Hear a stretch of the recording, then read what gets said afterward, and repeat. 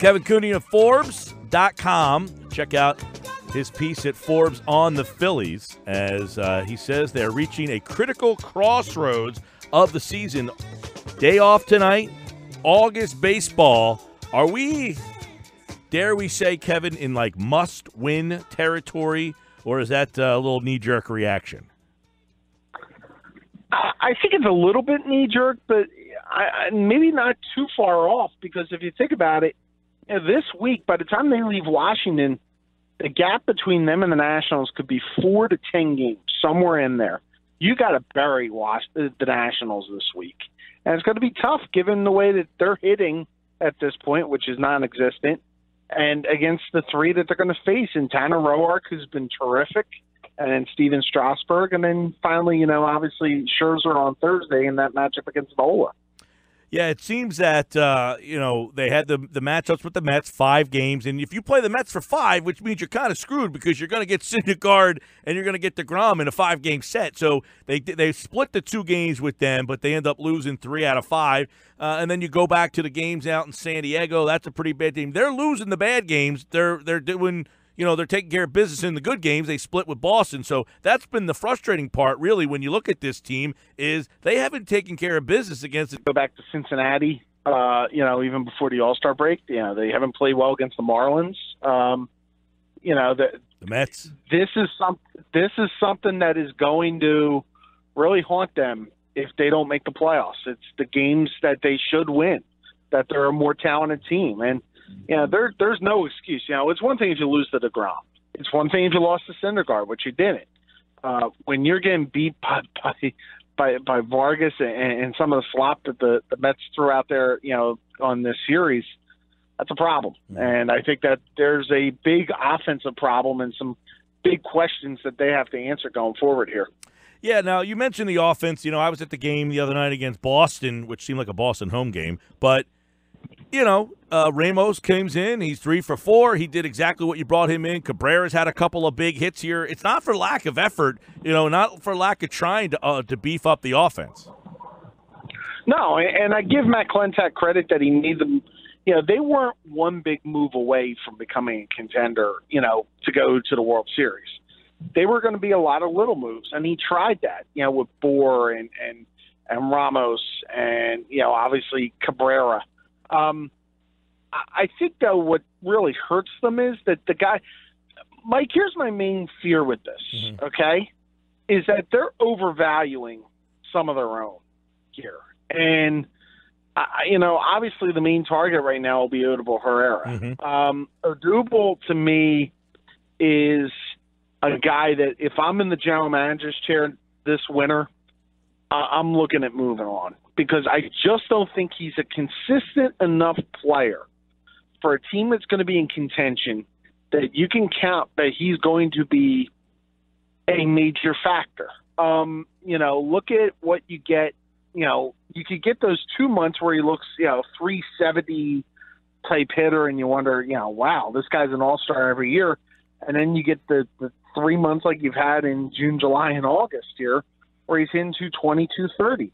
I'm not sure you can count on that going forward here. And there's a realistic possibility that Herrera could move on, and they could regret, moving him. But he could find the answer and find that consistency somewhere else. I just don't know if it's going to happen here. And you look at him. I would say, you look at somebody. I know Nick Williams has had some moments this year. I think that you got to avoid maybe falling in love with Nick Williams. Jorge Alfaro. There's no doubt in my mind that Jorge Alfaro has big league starting catching talent. I just wonder if he's the type of guy that you can rely upon going forward because of his defensive shortcomings and all those strikeouts. I mean, this is the fear I have about what this team is going forward. And I get it. They're young, and a lot of the guys mentioned are young. Herrera's a different spot because he's been in for 3-4 years. But to me, I would really – if they don't make the playoffs this year, you have to take a long, hard look at your own core and say, are these the guys we really can build around? And especially that makes a decision on what you're going to do in free agency. Yeah, and you mentioned another guy in your article at Forbes.com. We're talking with Kevin Cooney, Cesar Hernandez, who's at the top of the lineup, and whether or not, this whole lineup right now. You mentioned Nick Williams. I don't like where they've been hitting him. It seems that they're putting him in very key spots a lot, and I don't know that he's a key player at this stage of the game, or if he'll ever be one. But another guy is Hernandez, and you're wondering if he's turned into a pumpkin at this stage of the season. Well, and that's the thing. It's almost like you every player goes through inconsistencies. You're not going to go through 162 and not hit those hiccups. You mentioned the Red Sox. Even the Red Sox this weekend did not really swing the bats well. That's just something that happens as a team. It's going to happen as individuals. It's going to happen as a team. When you mentioned Hernandez, I always felt that the game plan for them was, well, Hernandez will hold down the fort until we get Kingery up and going, and then we'll look to maximize his trade value. And it might have been one of those things that if they were out of it on July 31st, they may have been looking to move Cesar Hernandez. And they could have got some good return because he's arbitration controllable. He's not going to be a free agent for 2 more years, 3 more years, that kind of thing. Now it's like they held on because they're in this race, and now it's like, okay, what do you do? And Kingery certainly didn't force the issue with his own offensive struggles.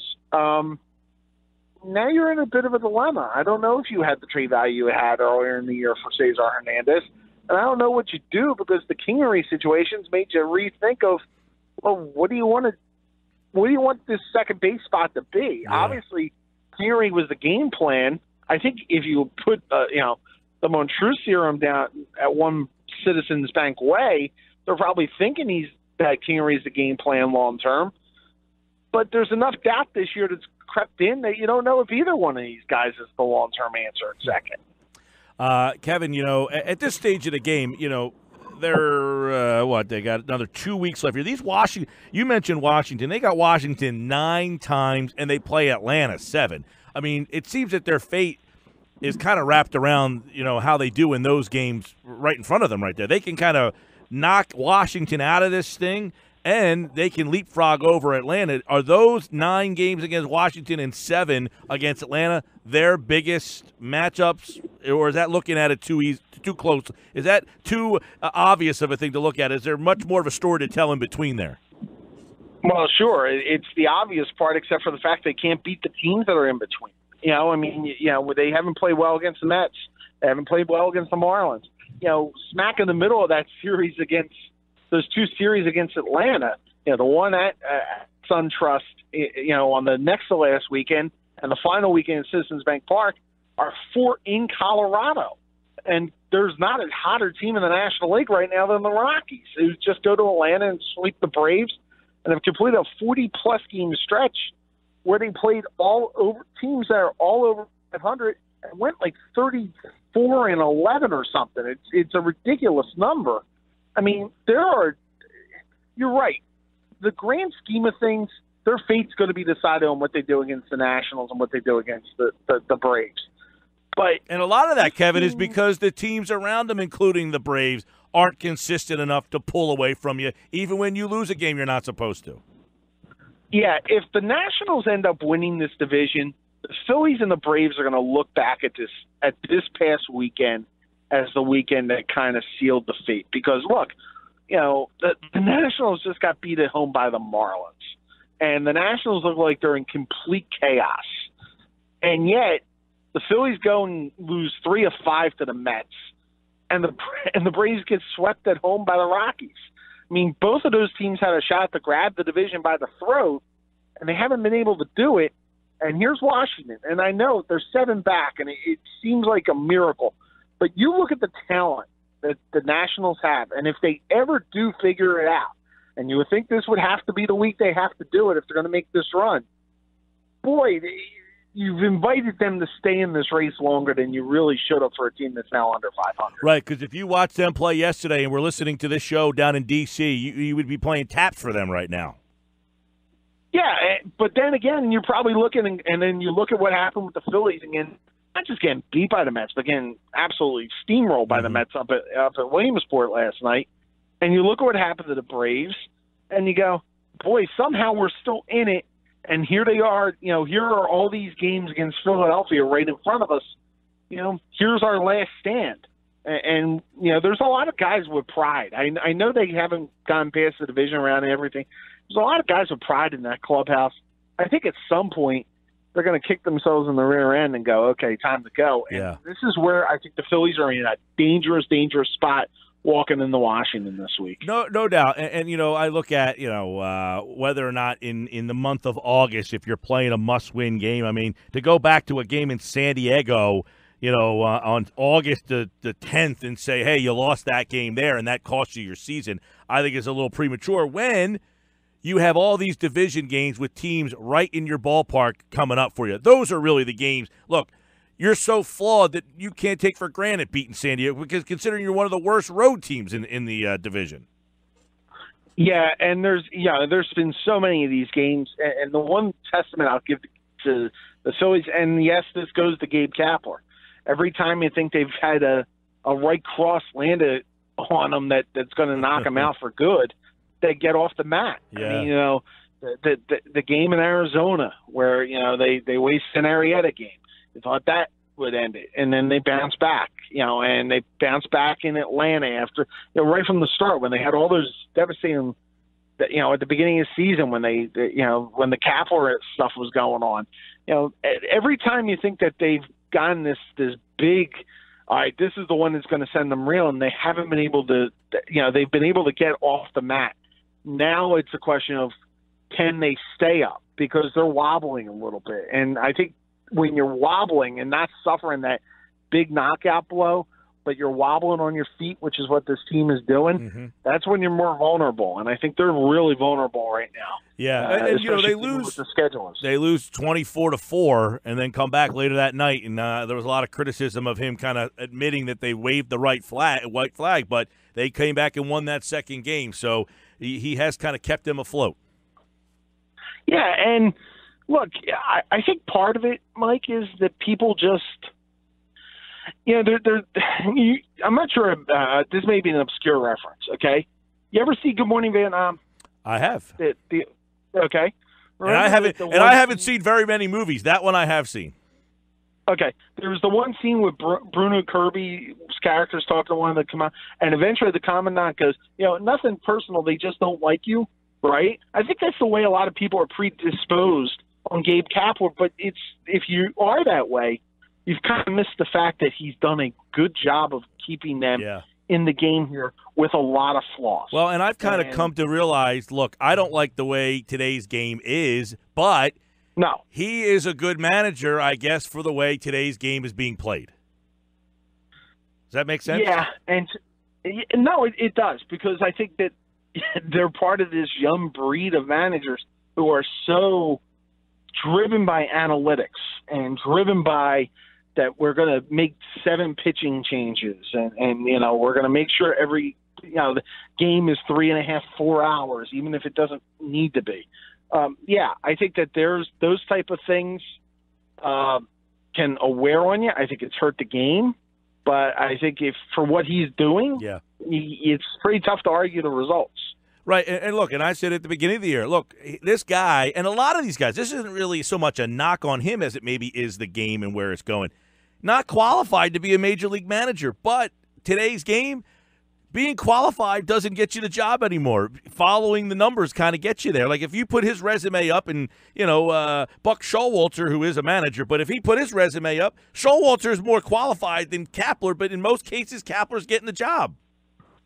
It's also what general managers feel more comfortable with. And the GMs, in a lot of ways, have become the more powerful position.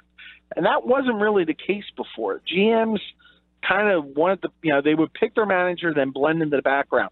Now it's a GM's game. Yeah. And, this is something that is not good for the game because I think that some of the personality of the game has been kind of ripped out of it. Yep. And, and look, if we're going to get into the Phillies thing, I think that Klentak's done a decent job. I think the biggest mistake he may have made, Mike, is not looking for another starting pitcher here. And it sounds weird with that sounds weird with how their lineup has been, but I really worry about Pivetta and Velasquez coming down the stretch here. I agree, and when you see what Hamels has done with the Cubs out there, you start to wonder, is there going to be that big game when Pivetta's out on the mound when you could have had a guy like Hamels dealing in a game in September? He's Kevin Cooney, Forbes.com, at Kevin Cooney. Check him out. Great article as we come down the stretch run. The Phillies at a crossroads. Day off today, but it really starts to get interesting with the Nationals starting tomorrow. Kevin, take care, pal. Thanks, Mike.